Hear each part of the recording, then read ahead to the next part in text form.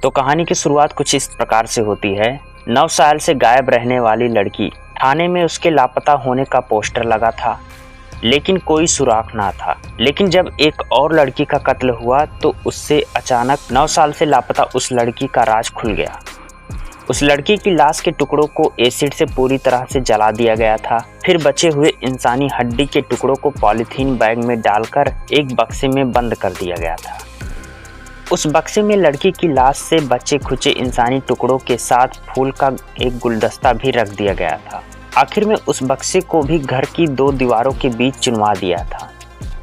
अब सोचने वाली बात यह है कि इस लड़की का मर्डर क्यों हुआ, आखिर किसने किया इसका मर्डर, और मर्डर करने की वजह क्या थी। ये सब कुछ हम जानेंगे आज की इस वीडियो में। हेलो दोस्तों, मेरा नाम है विजय और आप देख रहे हैं एनबी इन्फो यूट्यूब चैनल। दोस्तों, अगर आपको ये वीडियो पसंद आई हो तो वीडियो को लाइक और चैनल को सब्सक्राइब करें। कहानी बहुत ही इंटरेस्टिंग होने वाली है। सबसे खतरनाक मर्डर मिस्ट्री में से ये एक कहानी है। आखिर 9 साल बाद अचानक इस मर्डर मिस्ट्री का खुलासा कैसे हुआ, जानिए आज क्राइम की इस कहानी में। ये मर्डर मिस्ट्री है स्पेन की। यहाँ के एक शहर में 28 मई को एक युवती की बेरहमी से हत्या की गई। मर्डर करने वाला उस लड़की का 45 साल का पार्टनर था। उसका नाम है मार्को रोमियो।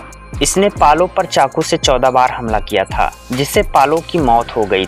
पालो मूल रूप से इटली की रहने वाली थी, लेकिन स्पेन में रहने लगी थी। पालो के कुल 3 बच्चे हैं, लेकिन इनमें से एक बच्चा रोमियो से भी है। जब ये अपनी पत्नी की हत्या करने के लिए बार बार चाकू मार रहा था, तभी पालो की चीखने की आवाज पड़ोसियों को आई थी। पड़ोसियों ने इसकी सूचना पुलिस को दे दी। पुलिस मौके पर आई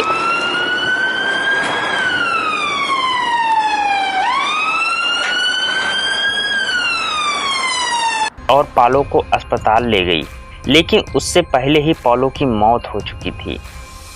यानी घर के अंदर ही रोमियो के ताबड़तोड़ चाकू मारने से ही पालो की मौत हो चुकी थी। पब्लिक के समय पर सूचना दे देने से पुलिस ने आसानी से रोमियो को गिरफ्तार कर लिया। अब उसे पुलिस हिरासत में लेकर थाने पहुंचती है। यहाँ तक तो केस बेहद आसान था। एक महिला का कत्ल, कातिल फरार हो रहा था, लेकिन पुलिस ने आसानी से दबोच लिया। लेकिन थाने में आने के बाद पुलिस के सामने एक सनसनीखेज खुलासा हुआ, जिसे सुनकर पुलिस हक्का बक्का रह गई। स्पेन की पुलिस अब आरोपी मार्को रोमियो को लेकर थाने पहुंचती है। जैसा कि इंडिया के थानों में घुसते ही एक बोर्ड दिखता है, जिस पर उस थाना एरिया से गुमशुदा लोगों की फोटो के साथ डिटेल लिखी होती है। असल में हर थाने में इसलिए होता है ताकि अगर किसी ने उन लापता को कहीं देखा तो पुलिस को सूचना दे सके। स्पेन के पुलिस थानों में भी इस तरह का सिस्टम है। वहाँ भी लापता लोगों के पोस्टर लगे होते हैं। उन्हीं में से एक मिसिंग पोस्टर को देखकर रोमियो रुक जाता है। फिर पुलिस से कहता है कि ये मेरा दूसरा खून है। पहले आप लोगों को लगता था कि मैंने सिर्फ एक पोलो का कत्ल किया है, लेकिन इससे पहले भी एक मर्डर कर चुका हूँ। उस लड़की का नाम सिबोरा गगनी है। उसी मलागा एरिया से लापता हुई थी, जिसमें अब पालो के साथ रोमियो रहता था। सिबोरा 14 जुलाई 2014 से लापता थी, यानी करीब 9 साल से वो लापता थी। अब रोमियो की बातें सुनकर पहले तो पुलिस को लगा कि वो जांच को भटकाने के लिए ऐसी बातें कर रहा है, लेकिन कुछ देर बाद ही उसने कहा कि जिसे 9 साल से तुम लोग लापता समझ रहे हो, असल में उसकी हत्या हो चुकी है। हमने उसकी हत्या ऐसे की है जिससे किसी को भनक तक नहीं लग सकेगी, क्योंकि सिबोरा गगनी का मर्डर के बाद उसकी लाश को एक संदूक बॉक्स में डालकर 2 दीवारों के बीच में दफना दिया था।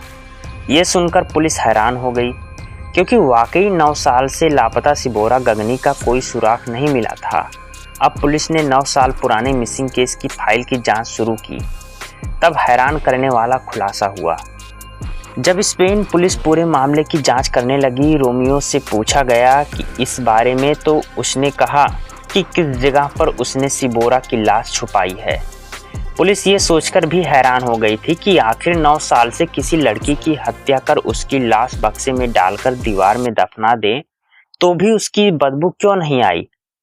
पुलिस इस बारे में रोमियो से पूछताछ की, तब उसने एक और बड़ा खुलासा किया।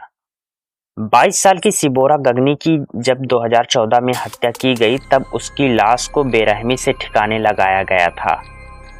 आरोपी ने 9 साल के बाद मर्डर का कबूलनामा करते हुए बताया कि 3 साल के रिलेशनशिप में दोनों के बीच अनबन होने लगी थी।